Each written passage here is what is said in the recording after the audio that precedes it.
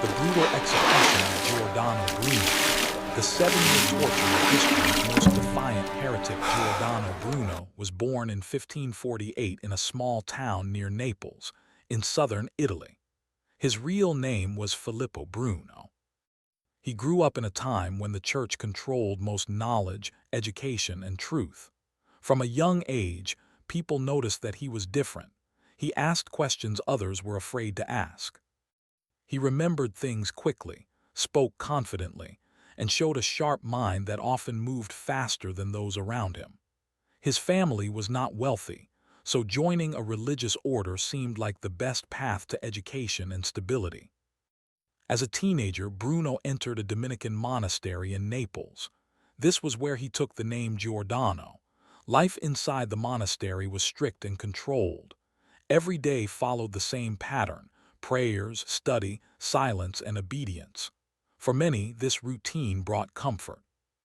For Bruno, it felt like a cage.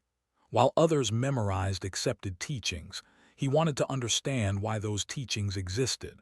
He read constantly, not just the approved religious texts, but also books that were quietly discouraged. Bruno was especially interested in ancient Greek and Roman thinkers. He studied philosophers who believed the universe was vast and mysterious, not small and centered only on Earth. These ideas fascinated him. He began to believe that God's creation was far greater than what church doctrine allowed. In his mind, limiting the universe also limited the greatness of God. This belief would later place him in serious danger. Inside the monastery, Bruno's behavior slowly raised suspicion. He removed images of saints from his cell, keeping only a cross. To him, worshipping images felt wrong. He openly questioned teachings about the Trinity and the nature of Christ. While he did not shout his beliefs in public sermons, his private conversations were enough to alarm his fellow monks. At that time, even small doubts could destroy a life. Rumors began to spread. Church authorities started to watch him closely. Bruno knew what that meant. The Inquisition was not just a court. It was a system built to force agreement. People who were questioned often disappeared or returned broken and silent. Bruno tried to defend himself using logic and scripture, but he quickly realized that logic did not matter when authority felt threatened. Rather than wait for formal charges, Bruno made a dangerous decision. He left the monastery and fled Naples.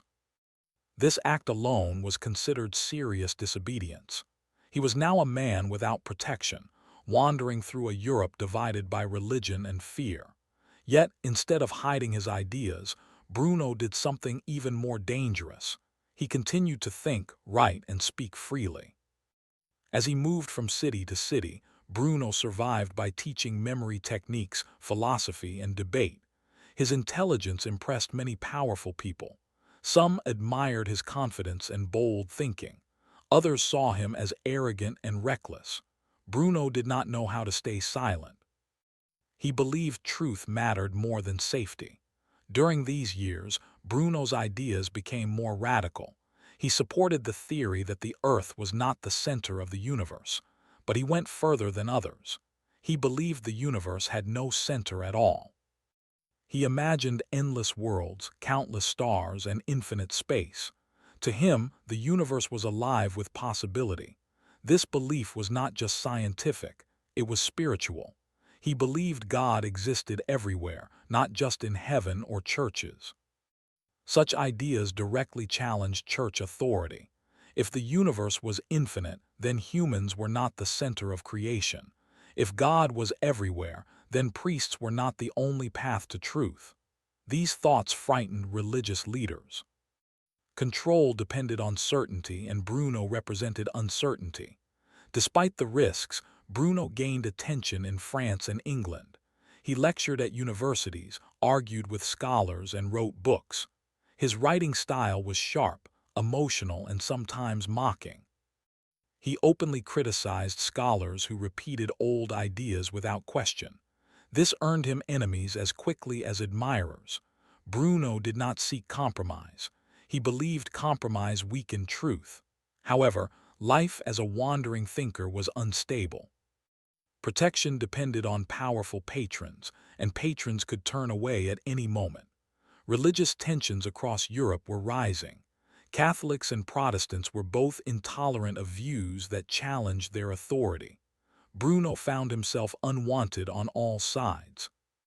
Still, he believed in his mind above all else. He believed that ideas could survive even when people could not. This belief gave him courage, but it also made him careless. He underestimated how patient institutions could be when waiting to destroy someone. By the time Bruno reached his 40s, he was tired. Years of travel, debate, and rejection had taken their toll. He wanted stability. When an opportunity appeared to return to Italy under the protection of a Venetian nobleman, Bruno accepted. He believed he could finally settle, teach privately, and avoid public conflict. It was a fatal misjudgment. The nobleman who invited him was curious about Bruno's memory techniques and philosophy. At first, their relationship seemed respectful. Bruno shared his ideas openly, believing he was among friends. But soon, differences appeared. The nobleman expected secret knowledge, easy answers, and obedience. Bruno offered none of these. He remained proud, direct, and unfiltered. What Bruno did not realize was that his host was listening carefully, not to learn but to judge. Conversations were remembered. Statements were noted. Doubts were collected like evidence. In a world where ideas could be used as weapons, trust was dangerous. Eventually, Bruno was accused of holding forbidden beliefs. The accusations were not sudden. They were carefully prepared. When he was arrested in Venice, he likely believed he could defend himself through reason, as he always had. He still believed that truth could protect him. That belief marked the end of his freedom. Part 1 closes with Bruno standing at the edge of a long and merciless process, unaware that the next 7 years of his life would be spent under constant pressure, isolation, and judgment. His story was no longer about wandering ideas. It was about how far a system would go to silence a man who refused to stop thinking. After his arrest in Venice, Giordano Bruno entered a new phase of his life, one filled with uncertainty, waiting, and quiet fear. The city of Venice was known for being more open-minded than Rome, and at first, Bruno believed he still had a chance. He thought he could explain his ideas, clear misunderstandings, and walk free. He had done it before in other cities. This hope helped him stay calm during the early days of confinement. Bruno was placed under guard and questioned by local authorities. The room where he was held was small and dim, designed to make people feel isolated and powerless. Time moved slowly. Days blended into nights. He replayed conversations from the past in his mind, wondering which words had been repeated, which ideas had been twisted, and which trust had been misplaced. Still, he believed that reason and honesty would protect him. The accusations against him began to take shape. They were not based on one single belief, but on many years of thoughts, conversations, and writings. Some accusations came directly from the nobleman who had once offered him protection. This betrayal cut deeply. Bruno had always believed that a thinking mind could be respected, even if it was challenged. Now he realized that curiosity could quickly turn into fear. During questioning, Bruno spoke carefully. He explained that his ideas were philosophical, not meant to destroy faith. He said that his thoughts were about understanding the greatness of creation, not denying God. At times, he softened his words, hoping to avoid further trouble. But he could not fully deny what he believed. To him, lying about truth was worse than punishment. Venetian officials listened, took notes, and delayed decisions. This waiting was intentional. It wore people down. Bruno felt the pressure building. He was not physically harmed, but the silence, the repetition of questions, and the uncertainty were heavy burdens. Each day he wondered whether he would be released or sent somewhere far worse. As weeks turned into months, it became clear that his case was larger than Venice. His ideas had traveled far, and so had the concerns about him. Messages were sent to Rome. The Roman Inquisition, far more strict and unforgiving, requested that Bruno be transferred. This moment marked a turning point. Bruno understood what Rome meant. It was the center of authority where few escaped once taken. Bruno resisted the transfer at first. He argued that Venice had the right to judge him. Venetian officials hesitated. They valued their independence, but pressure from Rome was strong. Eventually, they agreed. Bruno was handed over, not as a thinker to be debated, but as a problem to be resolved. The journey to Rome was long and quiet. Bruno traveled under guard, passing through towns and landscapes he might never see again. He had time to think about his life, his choices, and his stubborn refusal to stay silent. Fear visited him often, but regret did not fully take hold. He believed that a life spent denying one's own mind was no life at all. When Bruno arrived in Rome, the atmosphere changed immediately. This was not a place for discussion. It was a place for judgment. He was placed in a confined space, away from the world, away from books, away from conversation. The isolation was deliberate. It was meant to weaken the spirit before any formal questioning even began. Days passed with little contact. When questioning did occur, it was formal and controlled. Officials presented lists of statements taken from his writings and from witnesses. They asked him to explain, defend, or reject them. Each answer was recorded. Each hesitation was noted. Silence was often treated as guilt. Bruno tried to explain that some accusations misunderstood his words. Others, he admitted, reflected his true thoughts. He believed honesty still mattered, but the system he faced was not searching for understanding. It was searching for submission. They wanted clear rejection of certain ideas, spoken publicly and without condition. At times, Bruno seemed willing to bend. He agreed that some of his words had been careless. He said he respected church authority. These moments raised hope among officials that he could be corrected. But then Bruno would return to the core of his beliefs, the vast universe, the endless creation, the freedom of thought, and refuse to erase them. This back and forth continued for years. The process was slow, partly because Bruno was well known, and partly because officials were unsure how to handle someone so educated yet so unyielding. He was not shouting rebellion. He was calmly insisting on thinking. During this time, Bruno's health declined. Isolation affected him deeply. Without books, without debate, without movement, his mind suffered. Yet even in confinement, he continued to think. He rehearsed arguments in his head.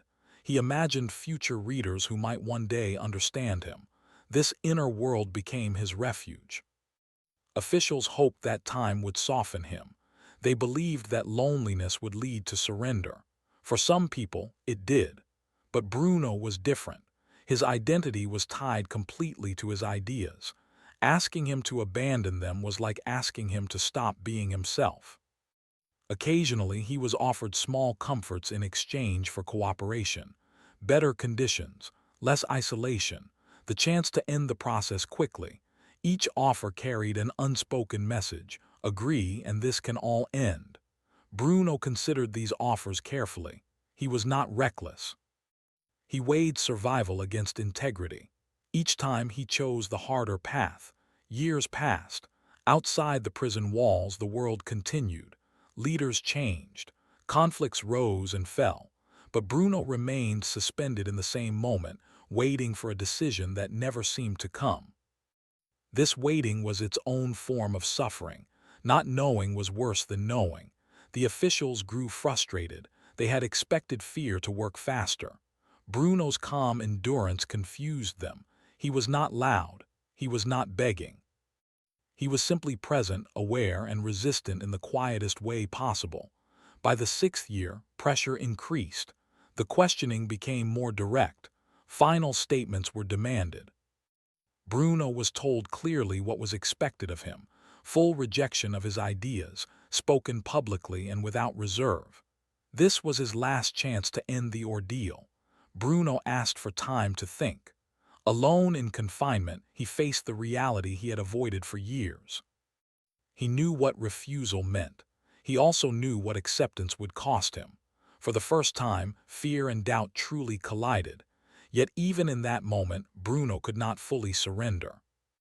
He believed that future generations might judge him, not by how long he lived, but by how honestly he lived. That belief carried him through the final phase of waiting.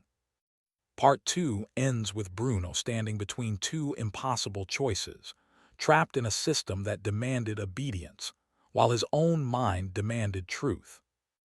The slow weight of years had not broken him, but the final decision was drawing near. As the years continued, Giordano Bruno found himself sinking deeper into a slow and exhausting struggle, one that did not depend on chains or force, but on time, silence, and constant pressure. By now, he had been in confinement for several years. The outside world felt distant, almost unreal. Seasons changed without meaning. Days were measured only by moments of questioning and long hours alone with his thoughts. The officials handling his case believed that no person could remain firm forever. They trusted patience more than force. Their method was simple: repeat the same questions, restate the same demands, and wait for the mind to weaken. Bruno understood this strategy.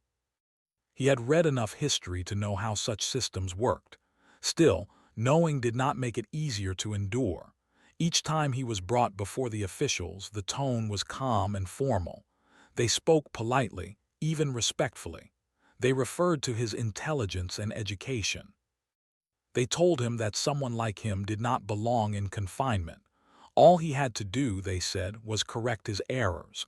They framed obedience as wisdom, not surrender. This approach was meant to make resistance feel foolish. Bruno listened carefully. He answered with care. He clarified his words when possible, explaining that many accusations misunderstood his meaning. Some of his earlier writings, he admitted, were too sharp, too emotional. He accepted responsibility for that. These small admissions gave the officials hope. They believed he was slowly moving toward full agreement. But Bruno always stopped at the same place. When asked to reject his central beliefs about the universe and the nature of existence, he hesitated. He could not say what they wanted him to say. To him, these ideas were not opinions he could change depending on the room he stood in. They were conclusions he had reached after a lifetime of thought. This refusal puzzled and irritated the officials. They were used to clear outcomes. Most people, when faced with endless waiting and uncertainty, chose compliance. Bruno did not fit the pattern. He was not loud or dramatic. He did not challenge authority openly. He simply would not cross a line inside himself. As time passed, the questioning became more focused. Officials selected specific statements from his books and conversations. Each sentence was examined closely. Bruno was asked to explain what he meant, why he believed it, and whether he still believed it. The goal was no longer understanding, but contradiction. They wanted him to deny his own words. Bruno often asked for clarification. He wanted to be precise. This habit frustrated the process. Precision slowed everything down. It forced officials to listen longer than they wished. Yet they continued, confident that repetition would eventually lead to submission. Inside his confined space, Bruno's inner world grew stronger. Deprived of books and conversation, he relied on memory. He repeated passages from ancient texts in his mind. He reconstructed arguments he had written years earlier. He imagined debates with thinkers long gone.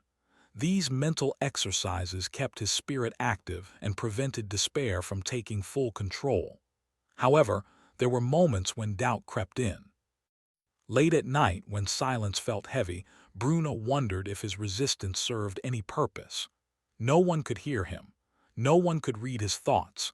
His ideas, once spoken in public halls, now existed only in memory. He questioned whether holding on was meaningful or merely stubborn. At the same time, he feared the alternative even more. To publicly deny his beliefs would not just end the process, it would erase his life's work. It would turn his years of thinking into something shameful. He worried that agreeing under pressure would teach others that truth was flexible, something to be adjusted for comfort. Officials noticed changes in him. He appeared thinner, quieter. They mistook this for weakness. Their confidence grew. They believed the moment of final agreement was close. They began to speak of closure, of resolution. These words carried weight. They suggested that the end was near, one way or another. Bruno was given documents to review, summaries of accusations, lists of statements to reject. He read them slowly. Some parts he could accept, others he could not. He asked to revise certain phrases to clarify language. This request was denied. The system did not allow negotiation at that stage. This was a crucial moment. Bruno realized that the space for discussion was closing. The process had shifted from examination to decision. The officials no longer wanted explanation. They wanted confirmation. In one of the later sessions, he was told plainly that partial agreement was not enough. The choice was simple: full rejection of his disputed ideas or continued consequences. The calm tone made the message more powerful. There was no anger in the room, only certainty. Bruno asked for time. This request was granted, though reluctantly. Alone again, he faced the hardest truth of his life. He understood that his situation would not improve. The waiting could continue, but the demands would not change. He could end it by speaking words he did not believe, or continue by remaining silent. He thought about the younger version of himself, the curious boy who asked questions without fear. He thought about the years of travel, debate, and writing. He remembered moments of joy, discovery, and confidence. He asked himself whether survival without honesty was worth having. Fear was real. He did not pretend otherwise. He knew the cost of refusal, but he also knew the cost of surrender. One would end his struggle. The other would end his sense of self. When he was brought back before the officials, he spoke calmly. He said he respected authority. He said he never intended to cause harm or disorder. But when asked to deny his core beliefs, he paused. That pause carried more meaning than any speech. It was the moment when his path became clear. He did not make a dramatic statement. He did not insult anyone. He simply said he could not reject what his mind accepted as true. The room grew quiet. The officials looked at one another. The process had reached its limit. From that point on, the tone changed. Conversations became shorter. Offers stopped. The slow patience that once defined the process hardened into finality. Bruno felt the shift immediately. The long years of uncertainty were giving way to an approaching conclusion. Even so, Bruno remained composed. He had lived for years under pressure. He had learned to exist without expectation. Whatever came next, he had already endured more than most people could imagine. Part 3 ends with Bruno standing firm in the quietest way possible, not through defiance, but through refusal to become someone he was not. The long struggle of waiting had tested his body and mind, but it had not taken his identity. The final outcome was now beyond his control, but his choice had already been made. By the time the final phase arrived, Giordano Bruno had already spent so many years under pressure that time itself felt different. Waiting was no longer an enemy, it was simply a condition of life. Yet he could sense the change in the air. The conversations had ended. The requests for explanation had stopped. Silence now carried a different meaning. It was no longer preparation. It was conclusion. The officials reviewing his case met without him present. Their discussions did not focus on understanding his ideas anymore. They focused on procedure. The outcome had become clear. What remained was how to formally close a process that had stretched far longer than expected.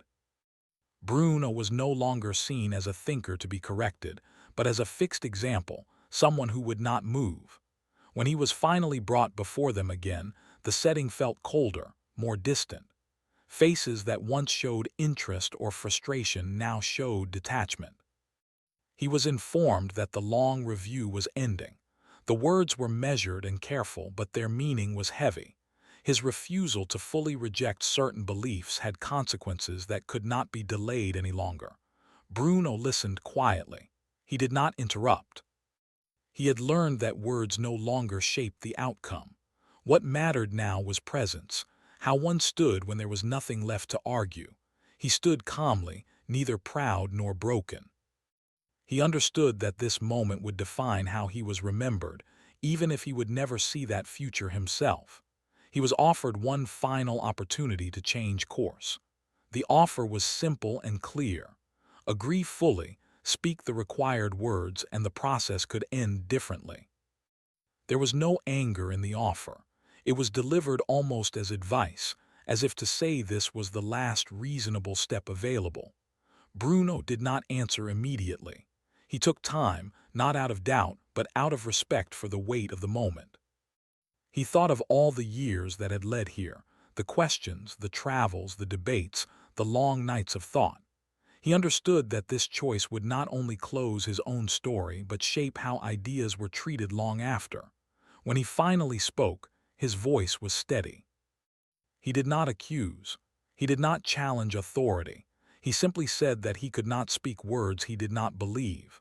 To do so would be dishonest, and dishonesty, to him, was a deeper failure than punishment. His answer was quiet but final. The officials recorded his response.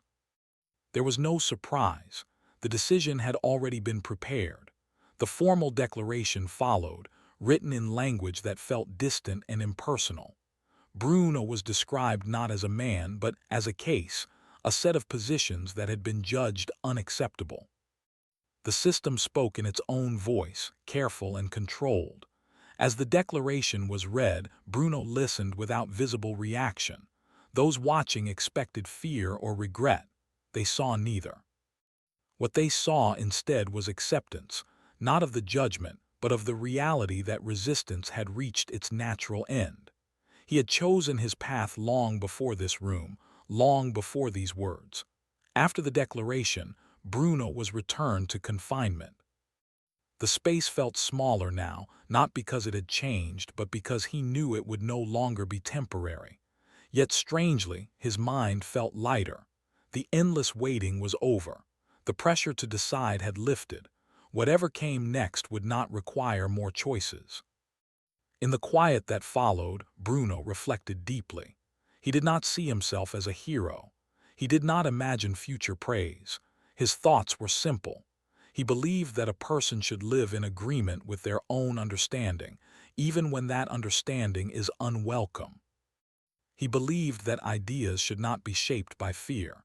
He thought about the world beyond the walls. He wondered whether people would ever be free to explore ideas without punishment. He doubted it would happen soon. Systems built on control rarely change quickly. But he believed change always begins with refusal, refusal to pretend, refusal to repeat words without meaning. The days that followed were calm. There were no more questions, no more documents. The silence was complete. Bruno spent his time recalling memories, not with sadness but with clarity. He remembered moments of laughter during debates, the excitement of discovery, the joy of understanding something new. These memories mattered more than the ending. Those responsible for carrying out the final steps treated him with formality. There was no cruelty in their behavior, but there was also no warmth. They followed instructions as part of a larger system. Bruno understood this. He did not see individuals as enemies. His struggle had never been with people but with structures that feared uncertainty. When informed of what would happen next, Bruno did not argue. He did not ask for mercy. He did not attempt to change minds. His silence was not weakness. It was completion. He had said everything that needed to be said over many years.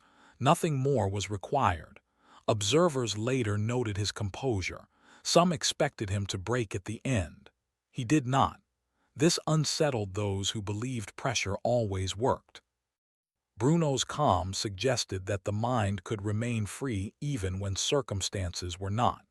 In his final days, he was allowed brief moments of reflection without interruption. He used this time not to reconsider his beliefs, but to make peace with his journey. He understood that his life would be used as a warning, but he also believed that warnings lose power over time, while ideas quietly persist. He thought about how knowledge had always moved forward through difficulty. New ideas rarely arrived gently. They disrupted comfort. They forced change. Bruno knew his ideas were incomplete, perhaps even flawed in places, but he believed that questioning itself was valuable, regardless of outcome. As the final moment approached, Bruno remained inwardly steady. He did not perform courage for others.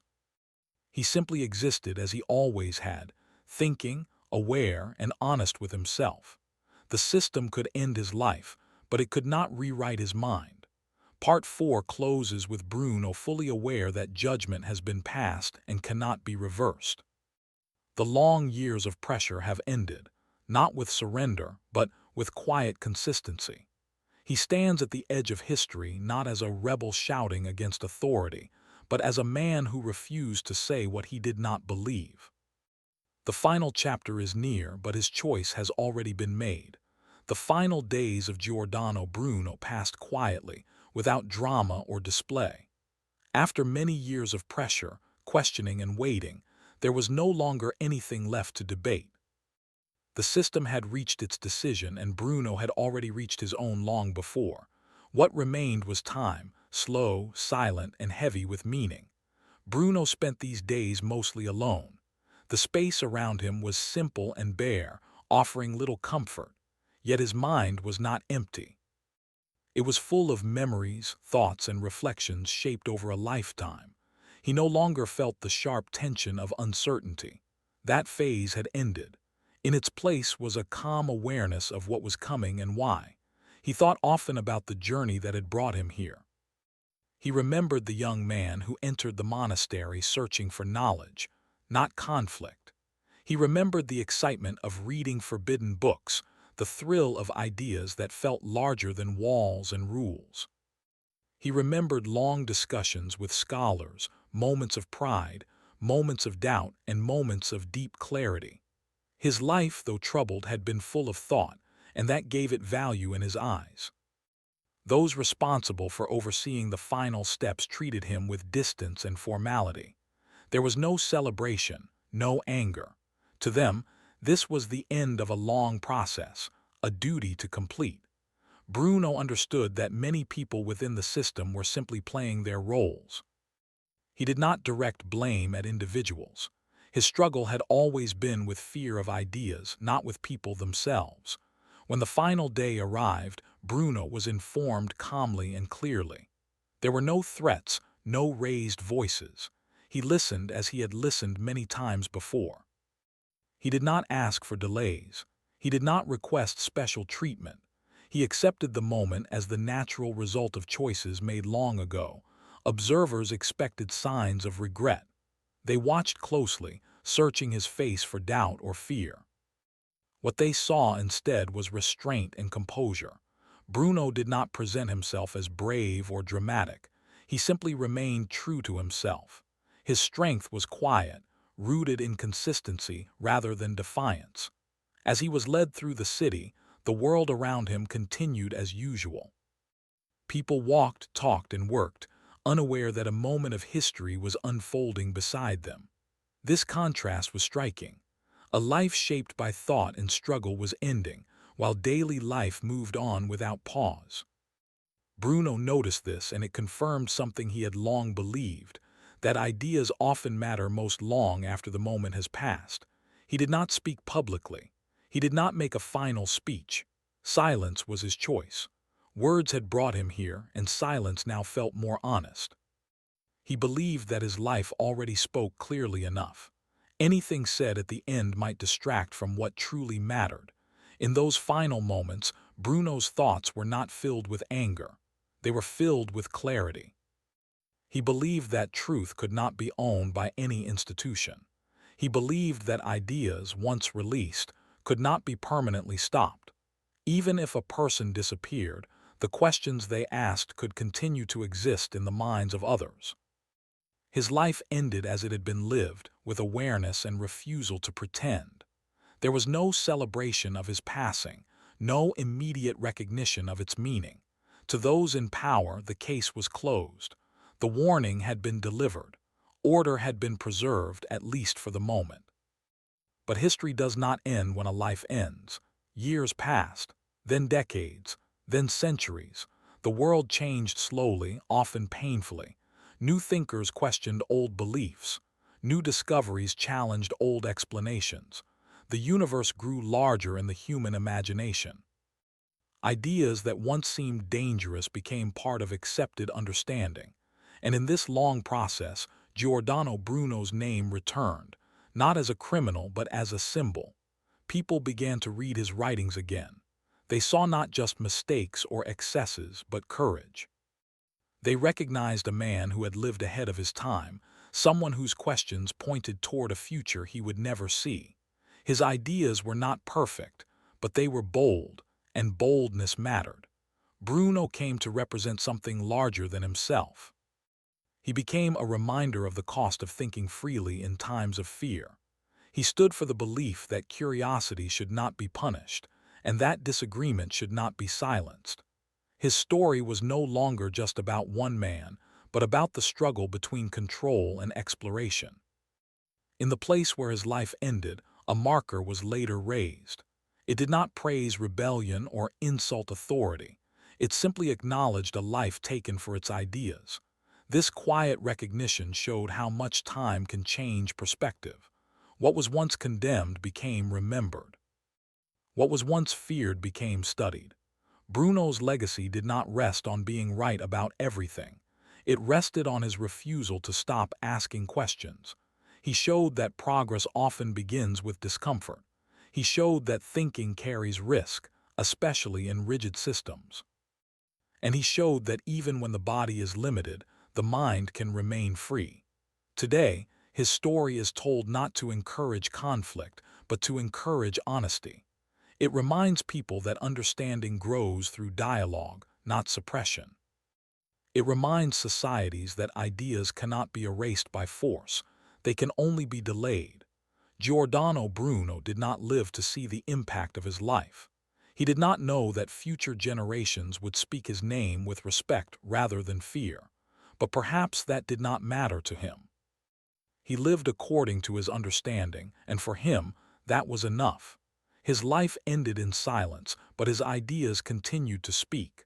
Part 5 closes not with an ending, but with a continuation. Bruno's journey shows that while systems may claim power over lives, they rarely control the future. Thought moves forward in its own time, carried by those willing to ask difficult questions. And long after the noise of judgment fades, it is those questions that remain.